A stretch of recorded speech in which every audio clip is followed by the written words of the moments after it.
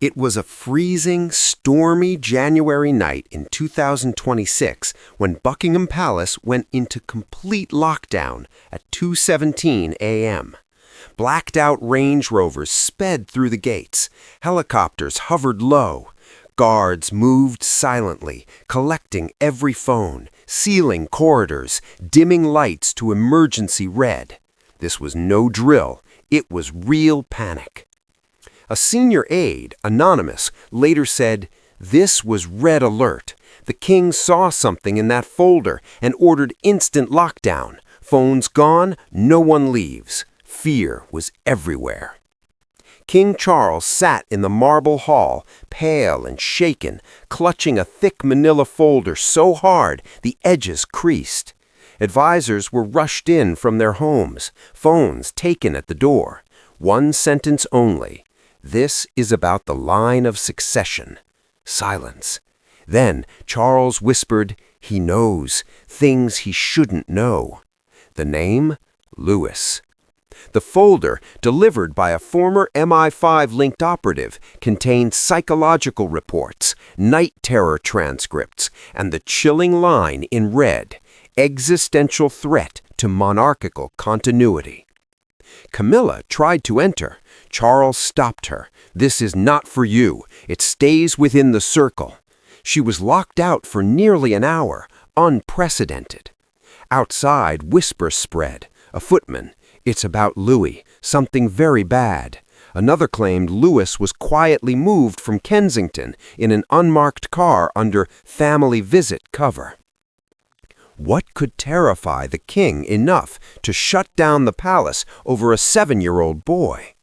Before we go deeper, if you want the full, shocking truth, hit like right now, subscribe, and press the bell so you never miss an update. This story gets much darker. The public sees Louis as the cheeky, adorable prince, funny faces on the balcony, tongue out, pure joy. But inside the palace after that night, he was no longer cute. He was complicated, dangerous, uncontrollable. The world loved Louis for his antics, funny faces at trooping the color, refusing to wave properly, sticking out his tongue. The palace once used it cleverly, making him the relatable royal. But after January 2026, insiders used very different words. Restless, unpredictable, too aware, too clever, too dangerous. A former Manny, NDA-bound, said night terror started young. By 5 or 6, he screamed ancient names, Latin prayers, languages he never learned, words that chilled everyone. I raised alarms, replaced in days. Rumors grew, secret overseas assessments under aliases, no UK records.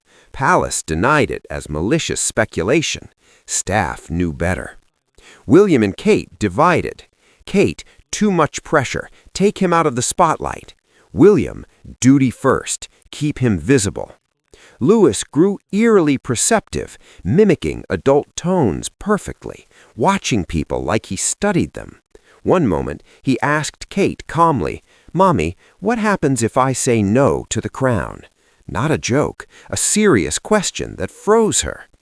Psychologists consulted secretly, fake names, off books, findings buried. After that, Louis isolated, appearances cut, treated differently from George and Charlotte. Everyone noticed. The fear wasn't misbehavior. The fear was Louis already understood the cage he was born in, and he wasn't scared of it. A child who understands the prison is the most dangerous person of all. Everything exploded when a child's drawing leaked online. Posted innocently by a family friend's account, a crown broken in half, a boy with a matchstick staring into the crack. Underneath, shaky Latin, "Non senti creatus." Translation, "I was not made for silence."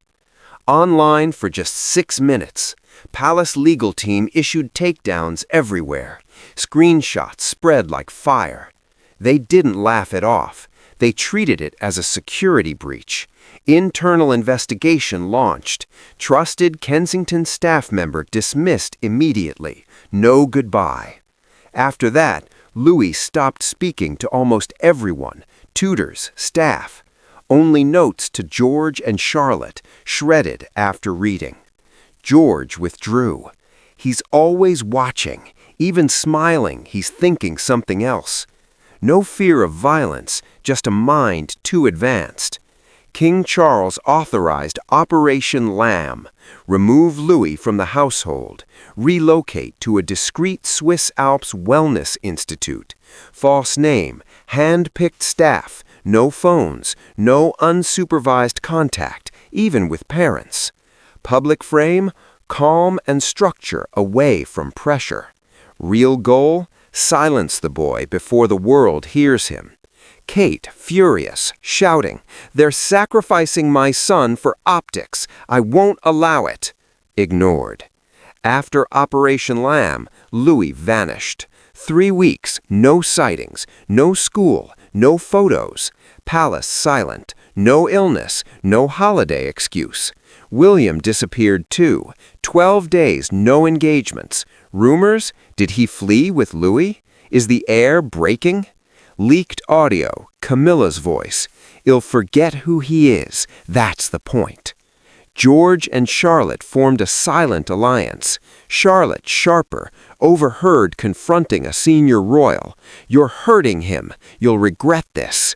George, emotional, crying backstage. He doesn't want to be king anymore. Body language experts spotted patterns. Hand on stomach, curled fingers, quick nods, silent code. Staged family photo. Charles reached out. Louis stepped back. Quiet words caught on mic. "You don't get to decide who I am." Kate white. William frozen. Charles forced smile, eyes full of pain and fear. Leaked security cam. Louis alone, tearing Charles' photo in half, pressing it to his chest, grieving. After that, Louis gone again.